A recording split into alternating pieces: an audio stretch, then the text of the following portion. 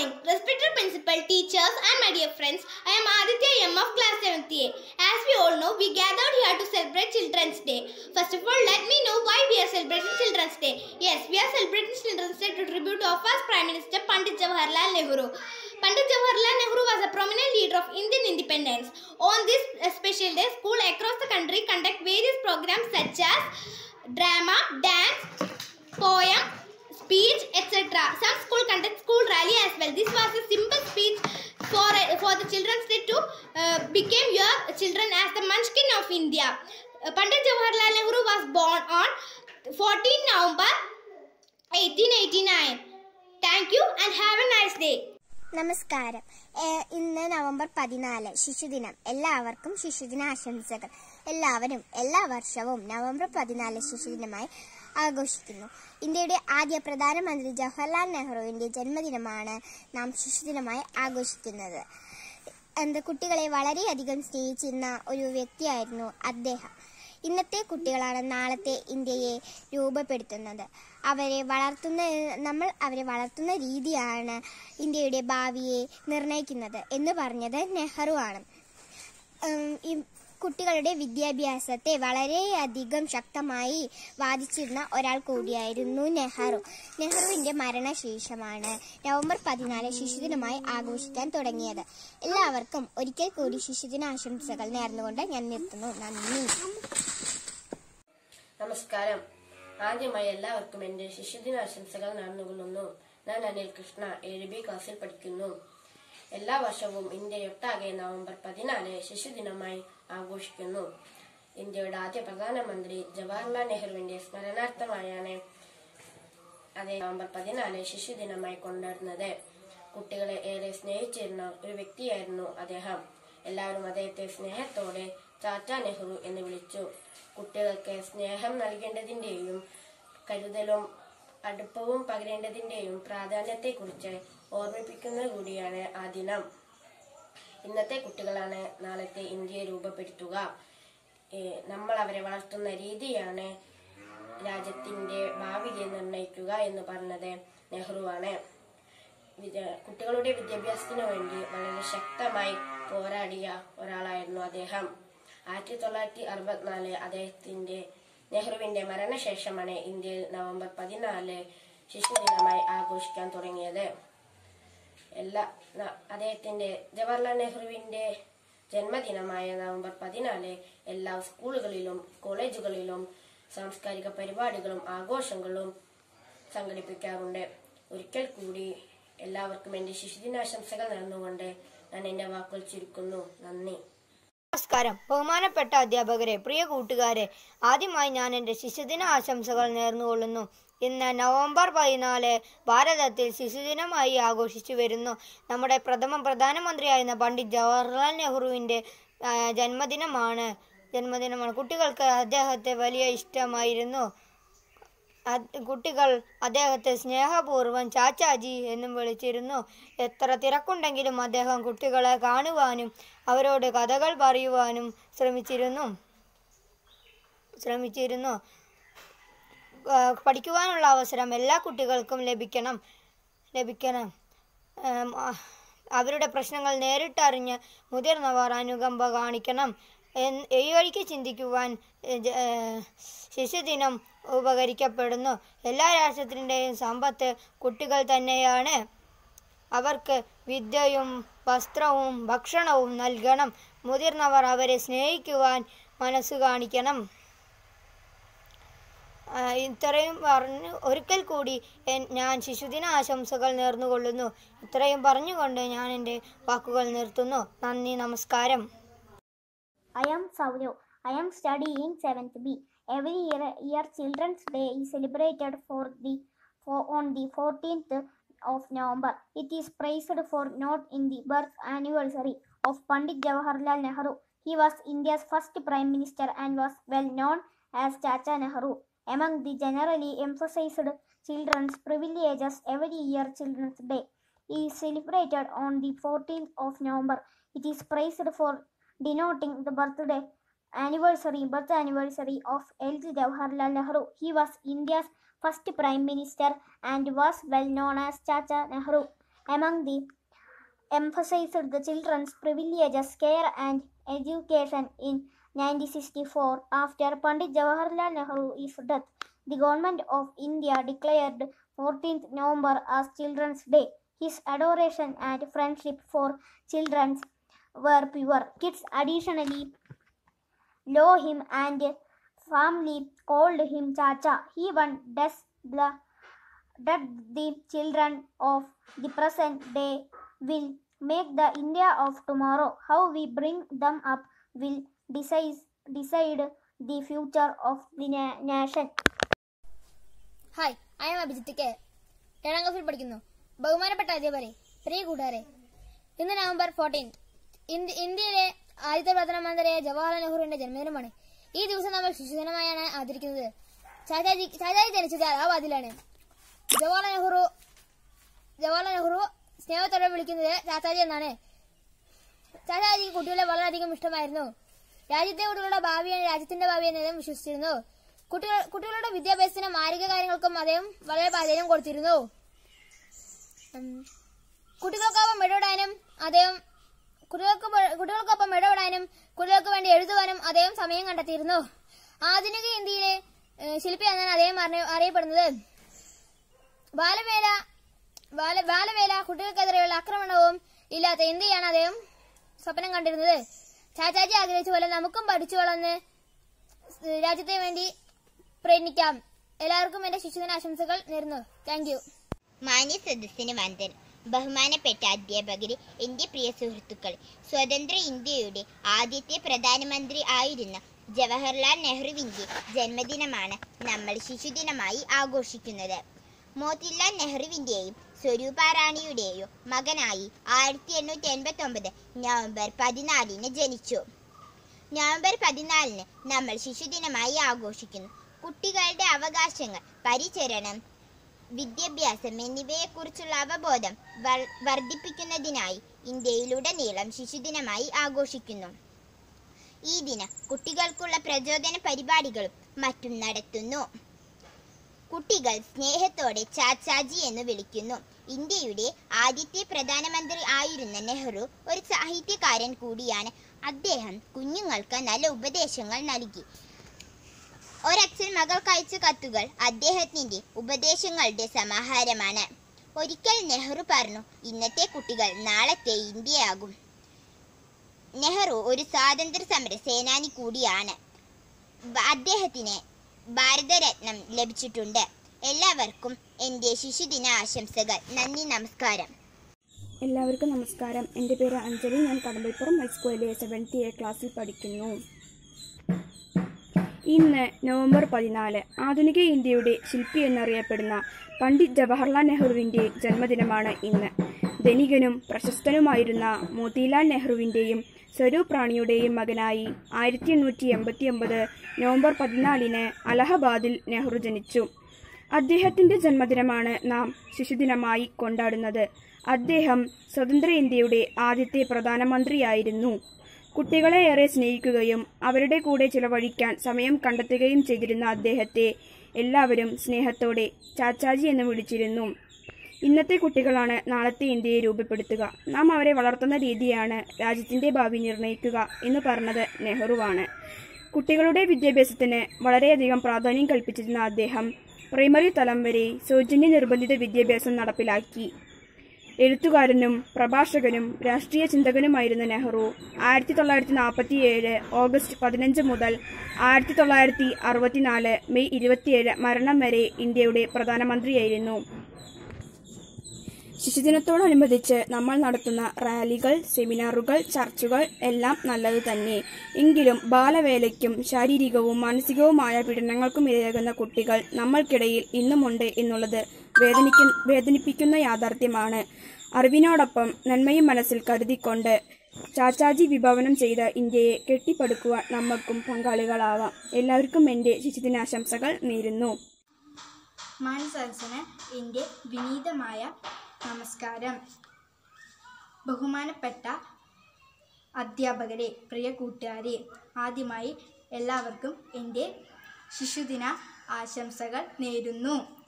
ഇന്ന് നവംബർ 14 ശിശുദിനമായി ആഘോഷിക്കുന്നു. ഇന്ത്യയിലെ പ്രധാന മന്ത്രിയായ ജവഹർലാൽ നെഹ്റുവിൻ്റെ ജന്മദിനമാണെന്ന്. കുട്ടികൾക്ക് അദ്ദേഹത്തിന് വളരെ ഇഷ്ടമായിരുന്നു. അവർ സ്നേഹത്തോടെ ചാച്ചാജി എന്നാണ് വിളിച്ചിരുന്നത്. എത്ര തിരക്കു നിറഞ്ഞ അവസ്ഥയിലും കുട്ടികളെ കാണാനും അവരോടൊത്ത് കഥ പറയാനും അദ്ദേഹം ശ്രമിച്ചിരുന്നു. കുട്ടികളായിരിക്കുമ്പോൾ തന്നെ പൗരത്വബോധം വളർത്തണം. സത്യം, ധർമ്മം, ദയ, അച്ചടക്കം മുതലായ വിദ്യാർത്ഥികളിൽ ഉണ്ടാവണം. ഏതൊരു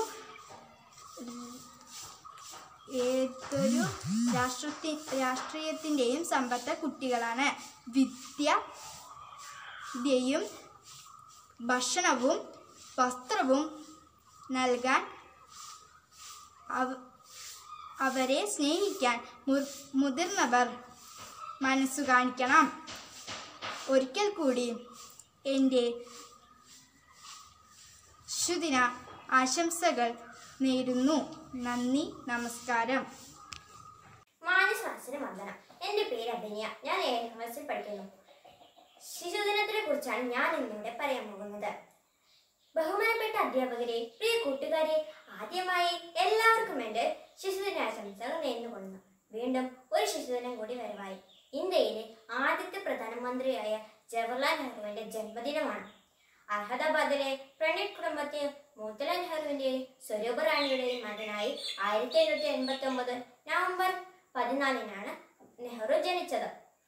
കുട്ടികൾ അദ്ദേഹത്തെ ഒത്തിരി സ്നേഹിച്ചിരുന്നു. അതിനാൽ കുട്ടികൾ അദ്ദേഹത്തെ സ്നേഹത്തോടെ ചാച്ചാജി എന്ന് വിളിച്ചു.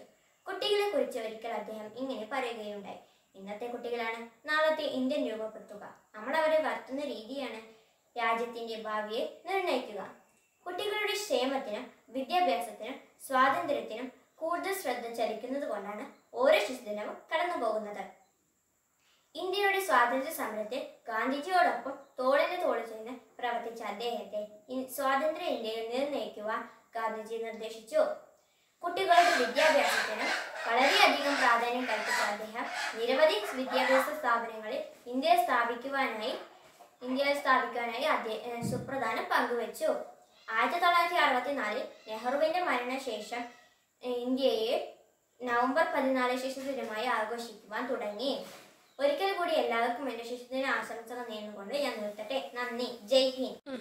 നമസ്തേ. എൻ്റെ പേര് അനുനന്ദന. ഞാൻ 6-7 പഠിക്കുന്നു. ഞാൻ ഇന്നിവിടെ പാടാൻ പോകുന്നത് ലളിതഗാനം പുഴയുടെ തീരത്ത്. പുഴയുടെ തീരത്തൊരുത്രാടരാവിൽ വിസ്മയമോടെ ഞാൻ നിന്നു. പുഴയുടെ തീരത്തൊരുത്രാടരാവിൽ വിസ്മയമോടെ ഞാൻ നിന്നു. പുഴയിലൊരാകാശം കണ്ടു, മേലെ വാനിൽ പാൽ പുഴ കണ്ടു. തുഴയാതെ ഒഴുകി വരും തിരുവോണത്തോണികൾ കണ്ടു, ഇരു തിരുവോണത്തോണികൾ കണ്ടു. പുഴയുടെ തീരത്തൊരുത്രാടരാവിൽ വിസ്മയമോടെ ഞാൻ നിന്നു. ചിരിക്കുന്നൊരരിപ്പൂക്കളെ ചൊല്ലു, താരങ്ങൾ നിങ്ങളല്ലേ. ചിലമ്പുന്നൊരരിപ്രാക്കളെ തിങ്കൾ ചില്ലയിൽ നിങ്ങളില്ലേ. ചില്ലുനിലാവും മണിമുല്ലയും എൻ കടക്കണ്ണുമൊന്നല്ലേ. ആ ആ ആ പുഴയുടെ തീരത്തൊരുത്രാടരാവിൽ വിസ്മയമോടെ ഞാൻ നിന്നു.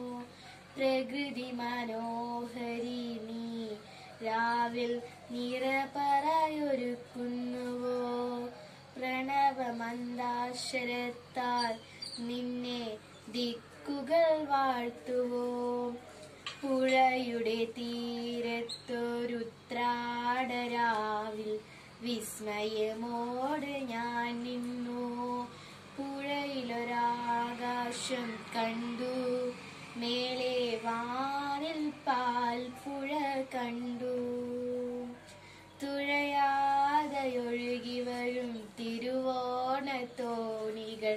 ഇരു തിരുവോണത്തോണികൾ കണ്ടു പുഴയുടെ തീരത്തൊരുത്രാടരാവിൽ വിസ്മയമോടെ ഞാൻ നിന്നു നീലരാവിൻ ജാലകപ്പാളികൾ മെല്ലെ മെല്ലെ തുറന്നു നീലരാവിൻ ജാലകപ്പാളികൾ മെല്ലെ മെല്ലെ തുറന്നു മതിലേക ചിരി തൂകും മാനത്തിൻ മുറ്റത്ത് മതിലേക ചിരി തൂകും മാനത്തിൻ മുറ്റത്ത് താരക സുന്ദരി നിന്നു നീലരാവിൻ ജാലകപ്പാളികൾ മെല്ലെ മെല്ലെ തുറന്നു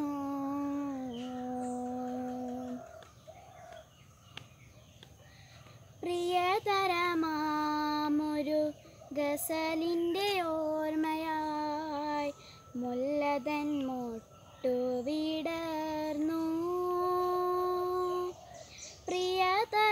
പ്രിയതരമാമൊരു ഗസലിൻ്റെ ഓർമ്മയായി മുല്ലതൻ മൊട്ടുവിടർന്നു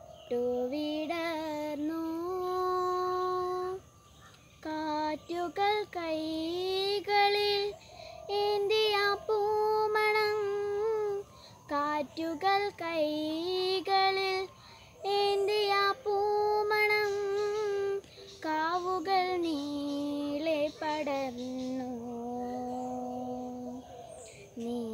നീലരാവിൻ ജാലകപ്പാളികൾ മെല്ലെ മെല്ലെ തുറന്നു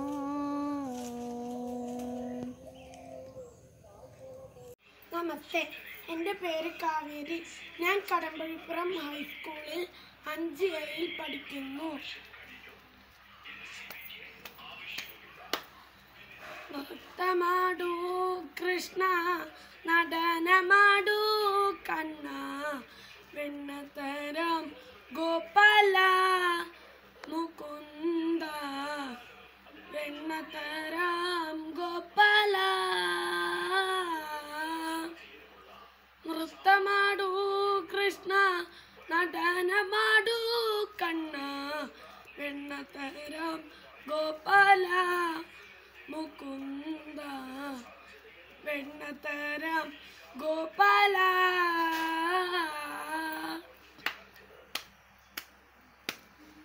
നൃത്തം ഞാൻ എങ്ങീടെ ആടും സഖികളെ നൃത്തം ഞാൻ എങ്ങനെ ആടും സഖികളെ ദേഹം തളരുന്നു നോവുന്നു കാലുകൾ ദേഹം തളരുന്നു നോവുന്നു കാലുകൾ നൃത്തമാടൂ കൃഷ്ണ നടനമാടൂ കണ്ണ വെണ്ണത്തരം ഗോപാല മുകുന്ദ വെണ്ണത്തരം ഗോപാല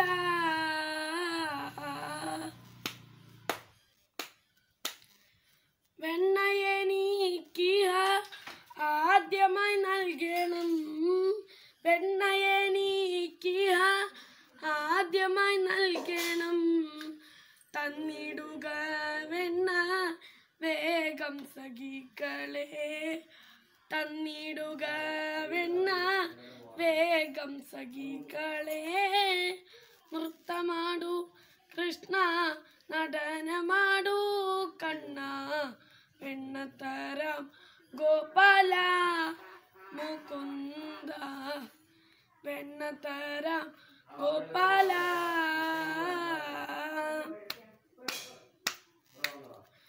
വെണ്ണ തിന്നീനാം ക്ഷീണമെല്ലാം തീർന്നു വെണ്ണ തിന്നീനാം ക്ഷീണമെല്ലാം തീർന്നു പാടു സഖികളെ നൃത്തം ഞാൻ വെക്കുന്നു പാടു സഖികളെ നൃത്തം ഞാൻ വെക്കുന്നു നൃത്തമാടു കൃഷ്ണ നടനമാടൂ കണ്ണ വെണ്ണത്തര ഗോപാല മുകുന്ദ വെണ്ണത്തര ഗോപാല നൃത്തമാടൂ കൃഷ്ണ നടനമാടൂ കണ്ണ വെണ്ണത്തര ഗോപാല മുകുന്ദ വെണ്ണത്തരം ഗോപാല. പ്രിയപ്പെട്ട കൂട്ടുകാരെ, നിങ്ങൾക്ക് കഥ കേൾക്കാൻ ഇഷ്ടമല്ലേ? ഞാൻ ഇന്നിവിടെ പറയാൻ പോകുന്നത് കൃഷിക്കാരനായ ഒരു കുമ്പളച്ചന്റെ കഥയാണ്. കുമ്പളച്ചന്റെ കൃഷി പയറു കൃഷിയായിരുന്നു. ഒരു ദിവസം പയറുതോട്ടത്തിലെ പണിയെല്ലാം കഴിഞ്ഞ് നമ്മുടെ കുമ്പളച്ചൻ വീട്ടിലേക്ക് മടങ്ങി. പിറ്റേ ദിവസം വന്നു നോക്കിയപ്പോൾ കുമ്പളച്ചന്റെ പയറെല്ലാം നാശമായി കിടക്കുന്നു. ഇതാരായിരിക്കും ചെയ്തിട്ടുണ്ടാവുക എന്നിങ്ങനെ ആലോചിച്ച് നമ്മുടെ കുമ്പളച്ചൻ വിഷമത്തോടെ വീട്ടിലേക്ക് മടങ്ങി. പിന്നെയും ഇത് തന്നെ അവസ്ഥ. ഒരു ദിവസം നമ്മുടെ കുമ്പളച്ചൻ അവിടെ ഒരു കുടിലോട്ട് താമസിച്ചപ്പോഴല്ലേ ഇത് കാണുന്നേ. ഒരു വെളുത്ത ആന താഴോട്ട് ഇറങ്ങി വന്ന് നമ്മുടെ കുമ്പളച്ചന്റെ പാടത്തെ പയറെല്ലാം നാശമാക്കുന്നു. ഇത് കണ്ട കുമ്പളച്ചൻ അമ്പരന്ന് പോയി.